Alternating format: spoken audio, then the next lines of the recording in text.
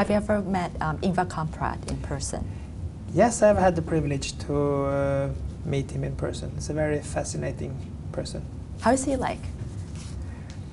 He's a visionary for sure, and he is very keen on that IKEA is always about being true to our vision to offer a better everyday life to the many people.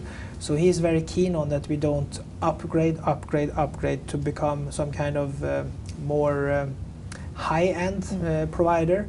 That we always aim for the mid-market and downwards when it comes to purchase power, that we always side with the many people with the thinner wallet, that is our core customer base. And he's very visionary in that, and he doesn't compromise, so it's really important for him that being for the many. So he's very consistent in that message. It's a very egalitarian concept as well. Again, coming then from Sweden. Sweden, yeah. I think somehow to know a little bit about history, here in Asia somehow there is a high, certain, in India you have the different castes, so per definition the human value somehow is perceived as being different somehow in the caste systems and so on and so forth, whereas Sweden is totally on the other end, where each and every human being have the same value. You don't necessarily have the same economical value, but the same human value. So yeah, it's a very equal system, and we are speaking about a very flat hierarchy and easy going with each other and so on and so forth, with less prestige and with less status and so on and so forth. Are most of IKEA designers Swedish? No, I think it's fair to say that there are around about 10, maybe 15 full-time employed IKEA designer, not more. Only 10 to 15? Yeah, something like it used to be that. I hope I'm right now still, but it's something that. But then we work with a lot of freelancers, but freelancers that works with IKEA for a long time. So there are probably about 70, 80 designers involved in designing for IKEA, and they are coming from all parts of the world, but they are all instructed and trained to design the IKEA way, and they all have somehow roots and understanding for our Swedish Scandinavian heritage, so that somehow is in most cases prevalent in our design. Do you have Thai suppliers as well? Yes, we do. We have many Thai suppliers. Metal, porcelain. We have some wooden products and some chipboard products produced here in Thailand. Do you plan to expand to other ASEAN countries as well? And then we have to differentiate a little bit from who I am, so to say. I'm representing Ikano, who is the franchisee of the IKEA concept here in Singapore, Malaysia and Thailand. And of course we have certain visions, but the concept owner into the IKEA systems, they are planning to secure that the IKEA brand will be present in more places. And I know for sure that Korea is on its way. It has been a lot of discussions about India, and India is also a market where I know that IKEA is striving to secure a foothold, but there are some difficulties. And there will probably be more markets after that, but there are two countries which I know is on the map, so to say, for IKEA. What about in other countries in this region? Philippines, Indonesia? Yeah, Indonesia is more or less, I think, on its way, but it's not by us, it's by the Dairy Farm, part of the Jardine Group, who have the franchise rights for IKEA in Hong Kong and Taiwan. They are currently working with opening IKEA in Indonesia.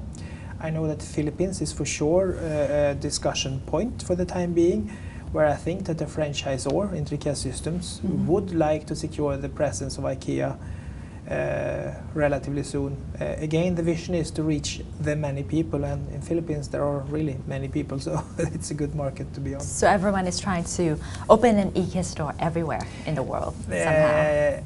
We have also to realize that there are certain physical and practical limitations. First of all, to secure that we can acquire and purchase products in a sustainable way over time, we can only expand with a number of stores annually.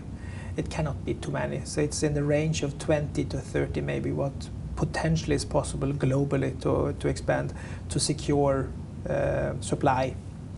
And that is only one limitations. There are other limitations if you have to add new languages, and we are looking at purchase instructions, goods marking, and such things.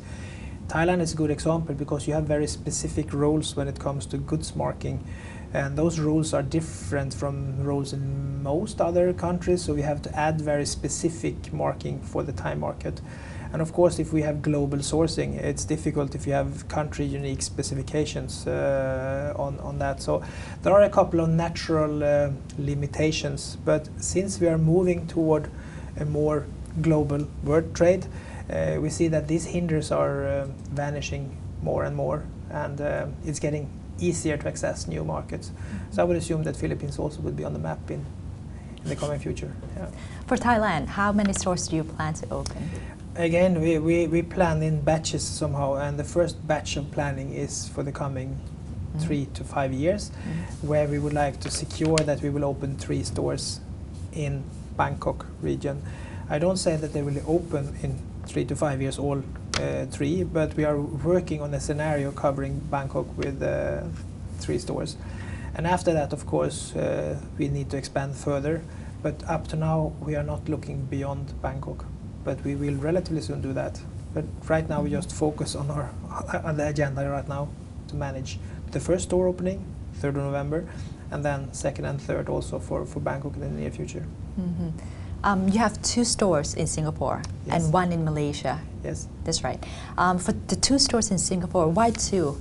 The population is like 4 or 5 million in Singapore. Yes. But then you have to realize in Sweden we have a population of 9 million people, and I think there are 18 IKEA stores in Sweden. And if we look at IKEA store, in the 2 stores in Tampines and Alexandra Road in Singapore on a weekend, they are absolutely crowded. So we have more than 7 million visitors annually in Singapore on a population around 5.5 million. We have in Kuala Lumpur 5.5 million visitors, and we desperately need a second location to cannibalize the first one because it's too crowded. Wow. And we are now we are on a plan to open a second store in Kuala Lumpur as well. So from that perspective, 18 stores only in Bangkok, if you should compare with Sweden, then 9 million people and 18 stores, and here 10 million people, so 3 stores would definitely not be too much.